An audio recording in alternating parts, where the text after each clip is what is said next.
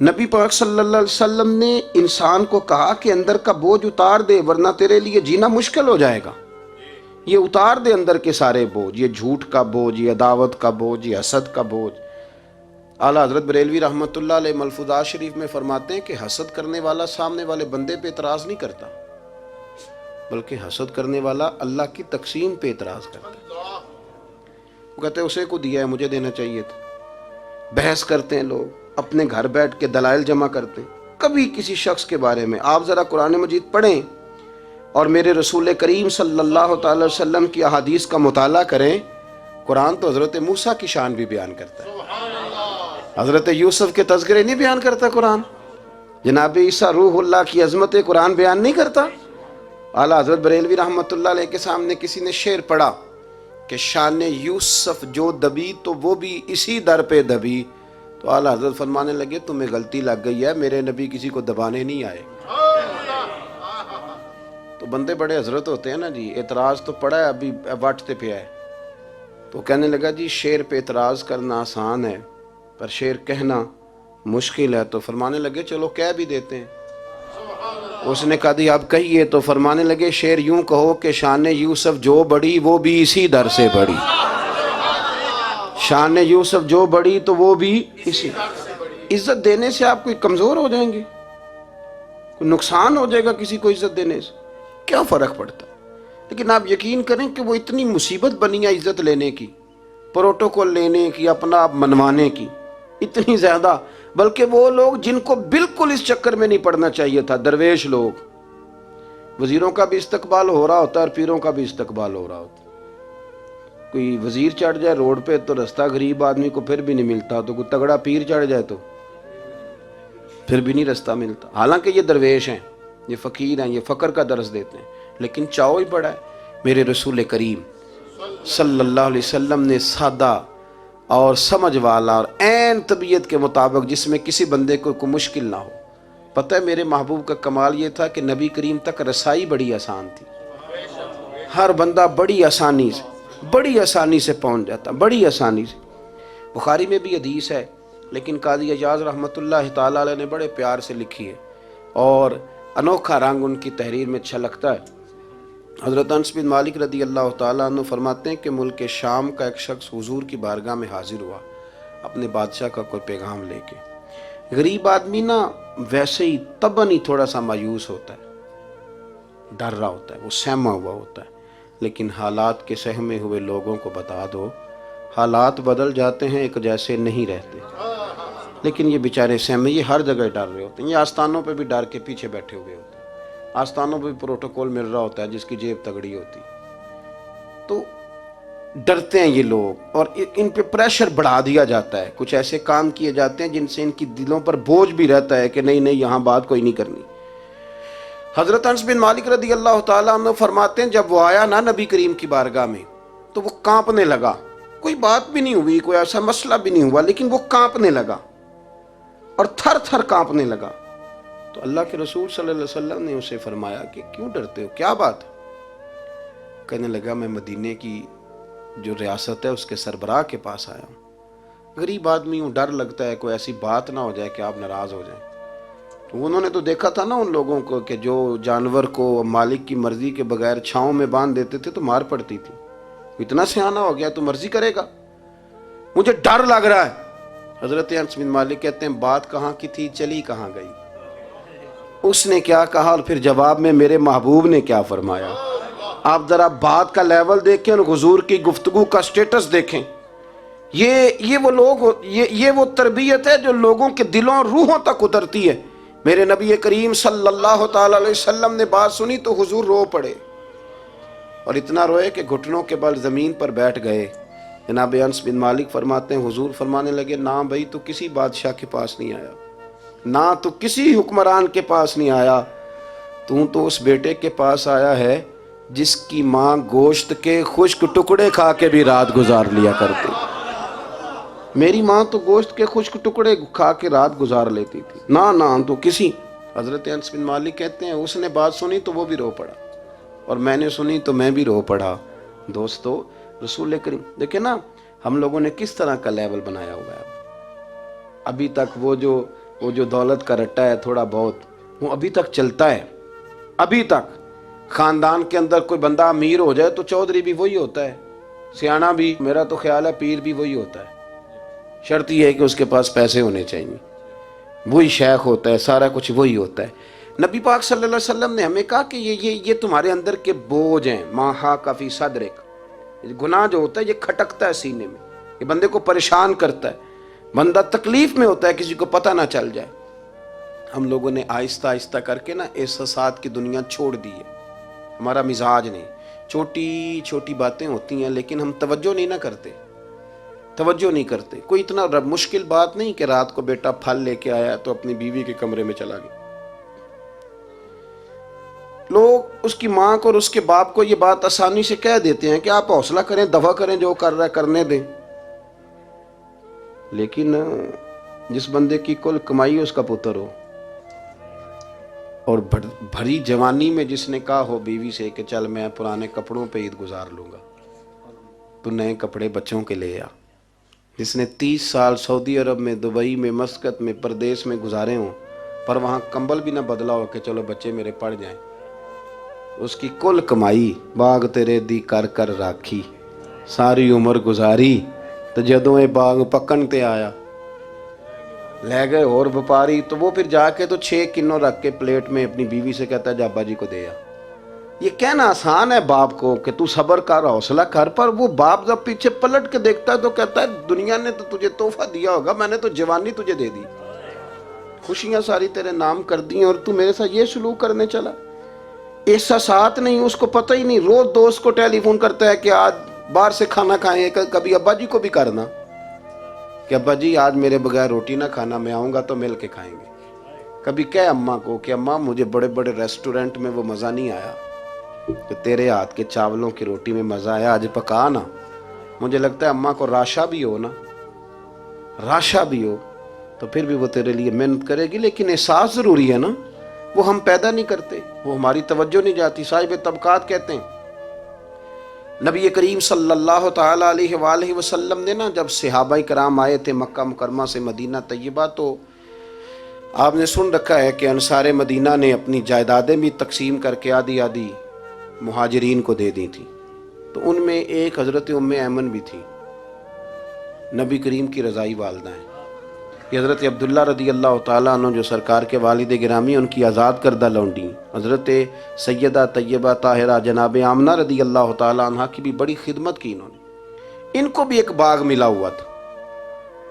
جب وہ خیبر کے علاقے فتح ہو گئے، یہودیوں سے بہت سارے علاقے لے لیے، تو اللہ کے رسول صلی اللہ علیہ وسلم نے فرمایا اب اس طرح کرو کہ یہ جو تم نے جائیدادیں لی ہوئی ہیں نا انصار سے، یہ واپس کر دو اور تمہیں اس میں سے دے دیتے ہیں. اور حضور علیہ السلام نے انصار مدینہ سے بھی کہا کہ میں ان کو یہ جائیدادیں دے کے اور تمہاری واپس کرانے لگا ہوں. تو انصار نے تو وہاں بھی بڑا انوکھا جواب دیا کہ یا رسول اللہ ہماری والے بھی رہنے دیں اور وہ والے بھی ان کو دے دیں.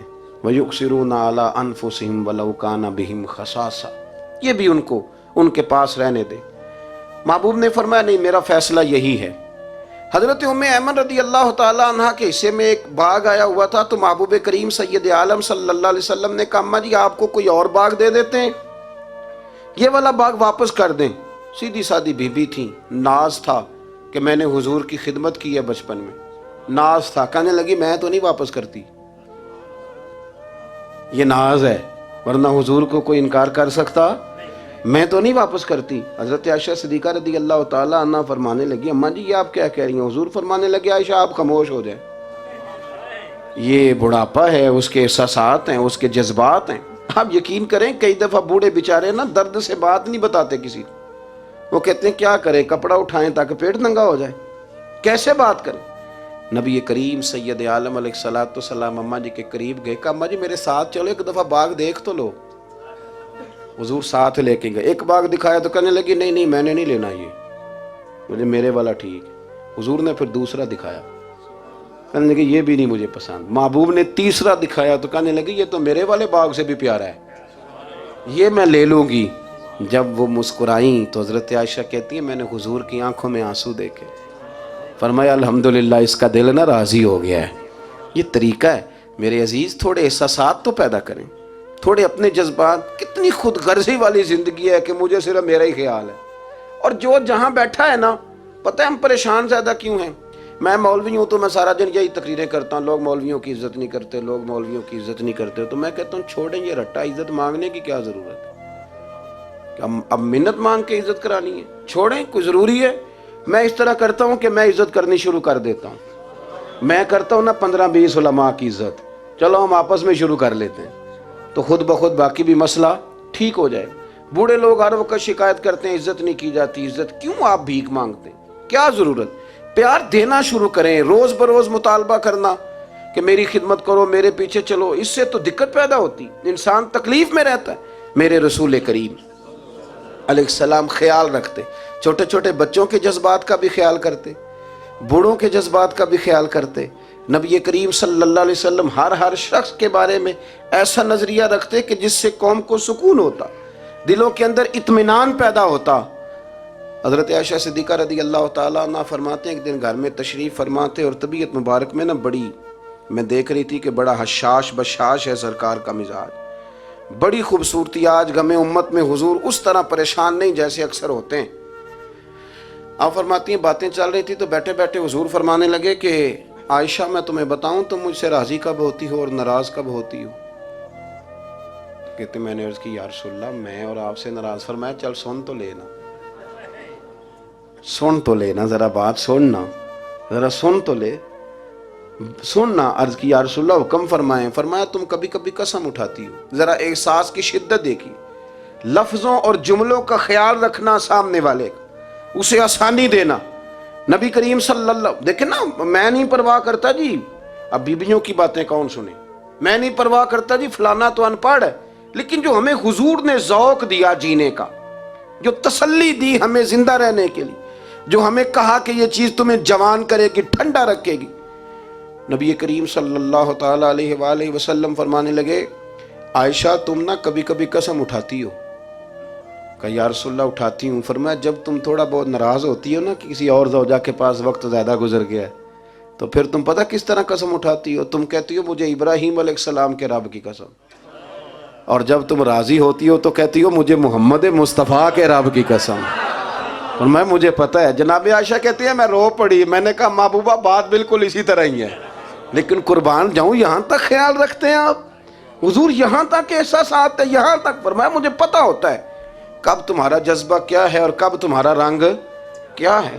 دوستو یہ چیزیں جب نکل جاتی ہیں نا مزاج سے, پھر آسانی ہو جاتی ہے.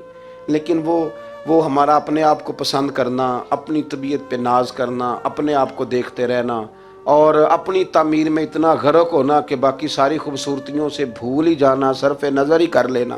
تھوڑا تھوڑا پیار بانٹیں. اتنا اوپر کھڑے ہو کے نیچے دیکھو گے تو ہر شے چھوٹی نظر آئے گی.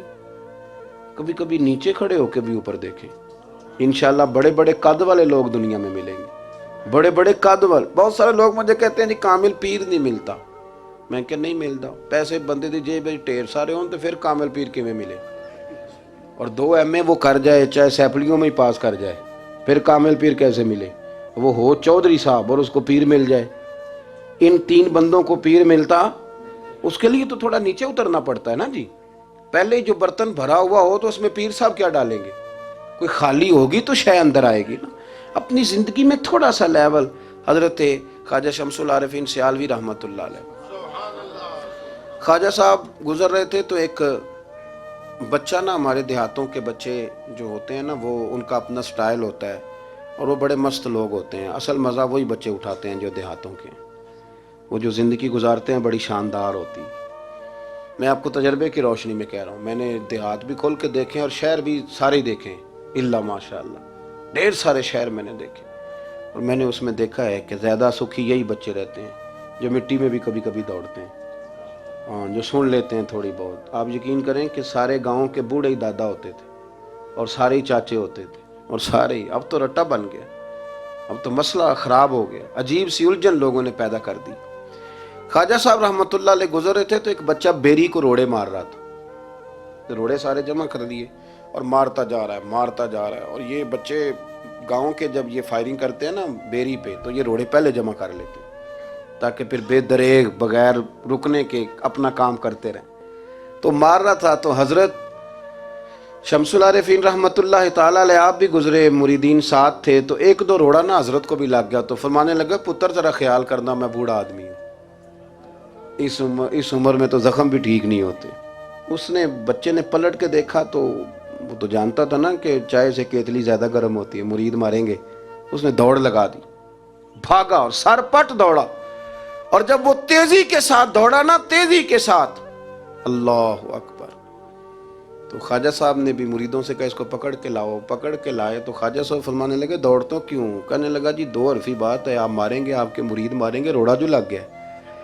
کیا انداز ہے بزرگوں کا، پیار بانٹنے کا، یہ چیزیں انسان کو بڑا میٹھا رکھتی ہیں۔ آپ یقین کریں پروٹوکول سے نکل آئیں آپ سوکھے ہو جائیں گے، آسان زندگی۔ خواجہ صاحب رحمۃ اللہ تعالیٰ علیہ فرمانے لگے ویسے تو کر کیا رہا تھا؟ کہنے لگا میں روڑے مار رہا تھا بیری کو، تو فرمایا بیری تجھے جواب میں کیا دیتی ہے؟ کہنے لگا جی وہ تو پھل دیتی ہے، تو آپ فرمانے لگے تو شمس العارفین کو بیری سے بھی کیا گزرا سمجھتا ہے؟ آپ اتر میرے سینے سے لگ، اور جو پھل میں تجھے دوں گا نا پہلے کبھی نہ کسی نے دیا ہوگا۔ تھوڑا لیول تو نہیں، دیکھیں نا ہمارے بچے بڑی آسانی سے کہہ دیتے ہیں میرے گاؤں کے لوگ جاہل ہیں جی سارے، تو میں کہتا ہوں جاہل کو جاہل کہہ کے جان چھڑانا تو آسان کام ہے، یہ تو آسان کام ہے، پر جاہل کو پکڑ کے عالم بنا دینا یہ مدینے والے رسول کا طریقہ ہے۔ وہ جہاز میں جو لوگ زیادہ ٹریول کرتے ہیں وہ اس بات کو ذرا آسانی سے سمجھیں گے کہ جو ہمارے دیہاتوں سے لوگ جاتے ہیں نا عمرہ کرنے، اکثر غریب لوگ ہوتے ہیں، کئی تو بیچارے کمیٹیاں ڈال کے جاتے ہیں، تو وہ جب چڑھتے ہیں نا جہاز پہ تو بچہ پڑھا لکھا بیٹھا ہو تو بابا جی کو نہیں پتا ہوتا، تو وہ سیٹ نمبر کیسے دیکھنا ہے، تو بیٹھ جاتے ہیں جہاں جگہ ملے، سمجھتے ہیں بس ہی ہیں، تو بچے تنقید کر رہے ہیں جی ساڈے پنڈ دے بندے نہیں سیانے ہو سکتے، دیکھو انہوں نے بس ہی سمجھا ہوا ہے، اور ہنستے ہیں، پھبتی ہیں، کستے ہیں، مذاق اڑاتے ہیں۔ تو میں کہتا ہوں یار تو اگر پڑھا لکھا ہوتا نا تو تم دروازے پہ جا کے بابا جی کا ہاتھ تھامتا، پھر تو سیٹ نمبر دے کے انہیں بٹھاتا، ہاتھوں تے سیٹ بیلٹ باندھتا، پھر پانی کی بوتل دیتا، اور پھر کہتا حضور بزرگوں میں فلانی جگہ بیٹھا ہوں، میری ضرورت پڑی تو دوبارہ بھی آواز دے لینا۔ پڑھے نا بخاری مسلم، حضرت انس بن مالک رضی اللہ تعالیٰ عنہ فرماتے نجرانی چادر حضور نے اوڑی ہوئی تھی، اور نبی کریم صلی اللہ علیہ وسلم جا رہے ہیں، جناب فاروق اعظم بھی ساتھ ہیں، تو کہتے ہیں پیچھے سے ایک شخص نے نا حضور کی وہ چادر، اس میں سرخ دھارے دار تارے تھی، تو پکڑ کے نا اس نے چادر حضور کی کھینچی، تو وہ جو چادر تھی وہ حضور کے گلے میں پھر گئی۔ فرماتے میں وہ تکلیف محسوس کر رہا تھا، تو وہ کھینچ کے نا چادر، تو کہنے لگا میں کچھ مانگنے آیا ہوں، تو دروازہ زور سے کھٹکھٹائے اسے بھیگ دیتے ہو، میں تو دوڑ جا دروازہ توڑے گا، لیکن حدیث کے لفظ ہیں فَالْتَفَتَ إِلَيْهِ فَضَحِكَ۔ حضرت انس بن مالک کہتے ہیں جب مصطفیٰ کریم نے اس کی طرف دیکھا تو حضور نے مسکرانا شروع کر دیا۔ یہاں مسکرانا کمال ہے۔ اعلیٰ حضرت بریلوی کہتے ہیں جس کے گچھے سے لچھے جڑے نور کے، ان ستاروں کی نزہت پہ لاکھوں سلام، اور جس کی تسکی سے روتے ہوئے ہنس پڑے، اس تبسم کی عادت پہ لاکھوں سلام۔ حضور نے توجہ کی تو مسکرائے، فرمایا کیا لینے آیا ہو؟ کہنے لگا بھکاری ہوں، کچھ لینے آیا ہوں۔ چادریں کھینچ کے مانگ رہا ہے، تو نبی کریم علیہ السلام نے دیا کتنا؟ میرے کریم سے گر قطرہ کسی نے مانگا، دریا بہا دیے ہیں، در بے بہا دیے ہیں۔ نبی کریم نے فرمایا یہ دو پہاڑیوں کے درمیان جتنی بکریاں کھڑی ہیں ساری اسے دے دو، دو پہاڑیوں کے درمیان جتنی بکریاں کھڑی ہیں ساری اسے۔ وہ آیا تھا تو اسے ادب آداب بھی نہیں آتے تھے، مانگنے کا طریقہ بھی نہیں آتا تھا، لیکن گاؤں گیا تو جا کے دین کا مبلغ بن گیا۔ کیا تبلیغ کرتا ہے؟ کہتا ہو لوگوں غربتوں سے پریشان لوگوں آؤ میرے ساتھ، میں تمہیں مدینے لے چلوں۔ میرے رسول اتنا دیتے ہیں کہ غربت کا ڈر بھی نکل جاتا ہے۔ جب طبیعت کے اندر انسان کے ایک مزاج بن جائے نا، آپ یقین کریں کہ بڑے ٹھنڈے لوگ، مست لوگ، پرواہ کوئی نہیں، ورنہ بہت سارے ایسے لوگ ہیں بیچارے زندگی میں جو دوسروں کو سیدھا کرتے کرتے نا خود بڑے ٹیڑے ہو گئے، حالات خراب ہو گئے۔ امام احمد بن حنبل وہ روایت لائے ہیں، جب ایک شخص نے آ کے حضرت عمر سے کہا تھا میں تقریر کرنا چاہتا ہوں، تو فرمایا تو نہ کرنا۔ اس نے کہا حضور میں پڑھا لکھا ہوں کیوں نہ کروں؟ فرمایا جب تو ممبر پہ بیٹھ کے واز کرے گا تو بہت سارے لوگوں کو گنہگار بھی تو سمجھے گا نا، تو تیرا اپنا کیا بنے گا؟ یہ بھی تو بتا نا۔ تو پھر تیرے اندر کے لیول کا کیا بنے گا؟ اپنے آپ کو نا ان قباحتوں سے، اگر آپ کے کپڑے ٹھیک نہیں، آپ سکون میں نہیں ہیں، تو آپ کے اندر میل ہو تکبر کی، حسد کی، غیبت کی، چغلی کی، اور سب سے بڑی بدگمانی کی، برا سوچنے کی، پھر آپ کہیں کہ میں سکون سے، آپ یقین کریں ہمارا کوئی مخلص دوست اس لیے نہیں ہوتا کہ ہم کسی کو مخلص سمجھتے ہی نہیں. ہمارے زمانے میں سچا اس لیے کوئی نہیں کہ ہم کسی کو سچا سمجھتے نہیں. ہمیں بزرگ اس لیے نہیں ملتے کہ ہم کسی کو بزرگ، ناراض نہ ہونا، میری بات پہ غور کرنا، ہمارے ہاں اس لیے کوئی ہمارا ہمدرد نہیں کہ ہم کسی کو ہمدرد، ہمارے بندے کو تو دکاندار کہہ رہے ہیں، ہر بندے کو تو جھوٹا کہہ رہے ہیں، ہر بندے کو تو دھوکے باز کہہ رہے ہیں، ہر شخص تو ہماری نظر میں جاہل ہے، ہر عالم تو معاذ اللہ ہماری نظر میں بے عمل ہے. تو جب اس قدر زیادہ ہمارا ذہن برا ہو جائے گا، یا ایھا الذین آمنوا اجتنبوا کثیرا من الظن ان بعض الظن اثم، اتنا برا سوچیں گے تو پھر تو حضور نے فرمایا نہیں کہ اللہ تمہارے گمان کے قریب ہے، جس طرح کا گمان کرتے ہو رب بھی ویسا ہی بن جاتا ہے. تو اپنی سوچوں کو ستھرا کریں، اپنی طبیعت میں نرمی لائیں. آپ اچھے بندے ڈھونڈنے ملیں گے تو رب آپ کو ڈھیروں بندے عطا کرے گا.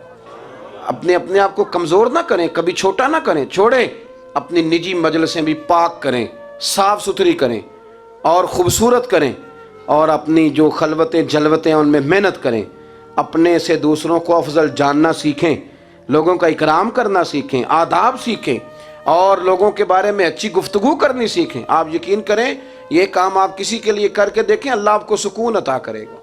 اعلیٰ حضرت بریلوی رحمۃ اللہ علیہ سے کسی نے کہا تھا حضرت جی میرا دل بڑا بے سکون رہتا ہے تو کوئی وظیفہ دیں، تو اس کا خیال تھا کچھ پڑھنے کو بتائیں گے. تو فاضل بریلوی رحمۃ اللہ علیہ فرمانے لگے اس طرح کر، کسی بندے کے ساتھ نیکی کر پر اسے پتہ نہ ہو میرے ساتھ کون کر رہا ہے، اسے خبر ہے. فرمایا اس طرح کی نیکی کر، پھر رب تیرے دل کو قرار عطا کرے گا. وہ جو دکھا کے مسجد میں پیسے دیے جاتے ہیں وہ نام تو ہو جاتا ہے پر سکون لے جاتا ہے وہ، لیکن جو چھپا کے نیکی ہوتی ہے وہ ذرا مزہ کر جاتی ہے.